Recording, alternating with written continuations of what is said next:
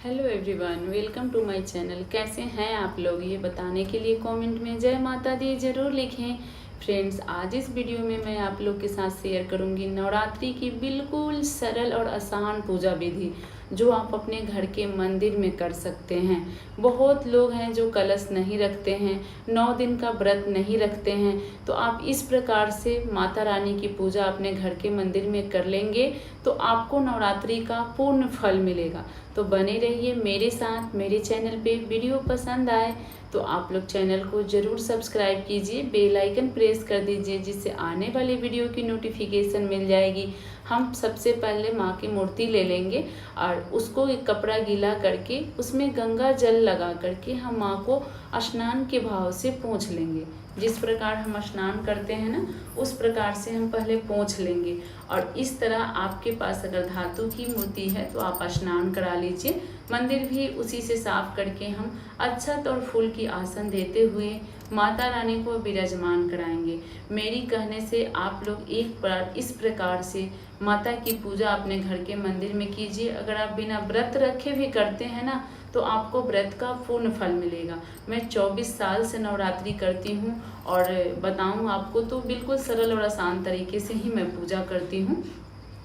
इस प्रकार आप 2 लोटी में जल ले लीजिए और 1 लोटी का जल आप हमेशा माँ के पास रहने दीजिए और दूसरे लोटी का जल जो है आप पूजा करने के बाद उठाकर पूरे घर में छीट सकते हैं, खुद भी ग्रहण कर सकते हैं। और इस तरह से फूल से हम माँ को स्नान कराएंगे। स्नान कराने के भाव से हम जल का छींटा लगा देंगे जिससे माँ को हमने स्नान करा लिया है। और उसके बाद हम माँ को चुंदरी पहनाएंगे। इस तरह से आपके पास जैसी मूर्ति है, जैसा चुंदरी मिले आप पहनाइए। उसके बाद हम माला माँ को पहनाएंगे और रोड़ी, अक्षत, चंदन सबसे हम माँ का श्रृंगार करेंगे। फ्रेंड्स, वीडियो पसंद आ रहा हो तो चैनल को ज़रूर सब्सक्राइब कीजिएगा, वीडियो को एक लाइक कर दीजिएगा। आपके एक लाइक से हमें बहुत हिम्मत और प्रेरणा मिलता है। तो जो भी सिंदूर हो या रोड़ी हो, पहले हम माँ के चरणों में अर्पित करते हैं। उसके बाद हम माँ को टीका लगाते हैं और फूल अक्षत से माँ का हमने श्रृंगार कर दिया है। वस्त्र रूप में हमने कलेवा अर्पित कर दिया। अब हम दीपक जलाएंगे यहाँ पे और माँ को भोग अर्पित करेंगे। देखिए, जब माँ आपके घर आई हैं तो पहले उनका श्रृंगार कीजिए, उसके बाद भोग अर्पित कीजिए। तो इस प्रकार हम दीप प्रज्वलित करके माँ को भोग अर्पित करेंगे। भोग में लौंग के जोड़े, अगर आप सक्षम हैं तो लौंग के जोड़े और 1 इलायची प्रतिदिन माँ को भोग में जरूर लगाएं। और इत्र, कॉटन में, रुई में इस प्रकार से इत्र लगाकर माँ को भी लगा दें और उस इत्र की रुई को आप मंदिर के किसी कोने में रख दीजिए सुगंध के लिए। धूप दीप दिखाते हुए इस प्रकार से हम माँ की पूजा कर लेंगे। माँ को अति प्रिय होता है पंचामृत। तो यहाँ पे आप क्या कीजिएगा कि आपके घर में जितने भी मंदिर में देवी देवताएं हैं, यहाँ पे पहले आप सबकी विधिवत पूजा कर लीजिए। जितने भी देवी देवता हैं आप अच्छे से उनका भी पूजा कर लीजिए। अगर आप मंदिर में कर रहे हैं तो आपको गणेश जी स्थापित करने की ज़रूरत नहीं है, क्योंकि मंदिर में तो गणेश जी का फोटो मूर्ति रहता ही है।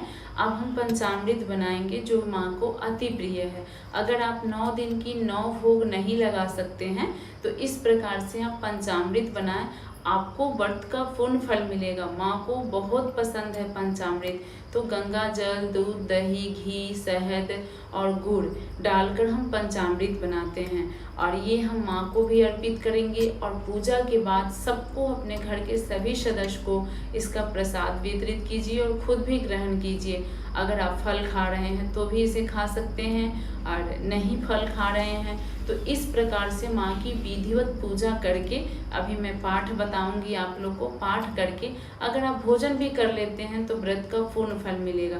देखिए, चाहे तो दुर्गा सप्तशती का आप पाठ कर ले और चाहे तो आप यहाँ पे दुर्गा चालीसा का भी पाठ कर सकते हैं। आपकी इच्छा है, आपको जो शौक हो, जो श्रद्धा हो, जैसी टाइम हो वैसा पूजा कीजिए।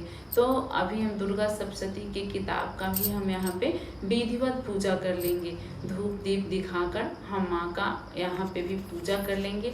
अब मैं आप लोग को बताती हूँ हम पाठ कैसे करेंगे। देखिए, सबसे पहले दुर्गा जी का 108 नाम, ये हमें प्रतिदिन पढ़ना है, सुबह पढ़ें या शाम को। इसके बाद हमें कवच पढ़ना है। कवच के बाद अगरला स्तोत्रम हम पढ़ेंगे। अगरला स्तोत्रम के बाद हम कीलक पढ़ेंगे। देखिए ये सब पाठ अध्याय शुरू करने से पहले हम पढ़ेंगे। कीलक स्तोत्रम हम पढ़ लेंगे, उसके बाद हम प्रथम अध्याय पे आएंगे। आप चाहें तो 9 दिन में इस प्रकार प्रथम अध्याय पे हम आ गए। इस प्रकार से आप एक एक दो दो अध्याय करके 8 दिन में 9 दिन में अपना पाठ खत्म कर सकते हैं। करना चाहें तो संपूर्ण पाठ भी कर सकते हैं। पाठ खत्म होने के बाद क्षमा प्रार्थना जरूर करें।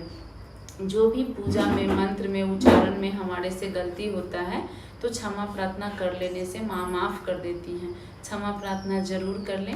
और इस तरह अगर आप पाठ करते हैं, नहीं भी व्रत रखते हैं, तो आपको व्रत का पूर्ण फल मिलेगा। इस प्रकार से आप करके देखिएगा। अगर आपके घर में नहीं भी पूजा पाठ होता होगा, आप करके देखिए माँ कितना प्रसन्न होती है। अब हम माँ की आरती करेंगे कपूर से।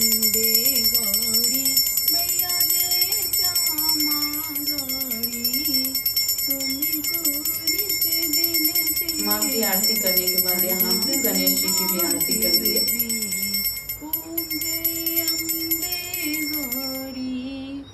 देखिए गणेश जी की आरती बहुत जरूरी होता है। गणेश देवा माता जगी पार्वती पिता महादेवा।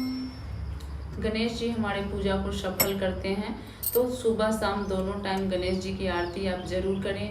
माँ के साथ साथ मंदिर में जितने देवी देवताएं हैं सभी को आप जल अर्पित कीजिए और आप माँ को यहाँ पे 3 बार 5 बार जल फेर दीजिए, आचमन कर दीजिए। आपका पूजा यहाँ पे पूर्ण होता है। अगर आप इस प्रकार से पूजा करते हैं तो मेरी मानिए आपको व्रत का पूर्ण फल मिलेगा। ये छोटी सी सरल पूजा विधि मैं आप लोग के साथ शेयर की।